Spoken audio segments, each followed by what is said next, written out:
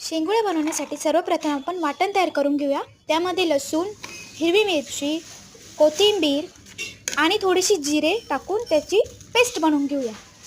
अशा पद्धतीने त्यानंतर इथे गव्हाचं पीठ घेतलेलं आहे, 1 वाटी ज्वारीचे आणि बेसन पीठ, असे 3 पीठ मिक्स करून आपण वाटून घेतलेली पेस्ट त्यामध्ये ॲड करायची आहे।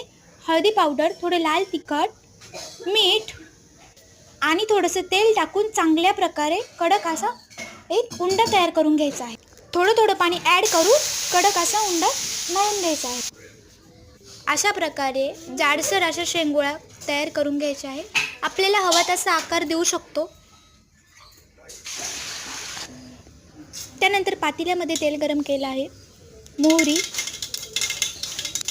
छान फुलली की त्यात जिरं, कढीपत्ता अशा प्रकारे छान असा तडका देऊन घ्यायचा आहे। आपण तयार केलेलं वाटण त्यामध्ये ॲड करून छान असं परतून घ्यायचं आहे।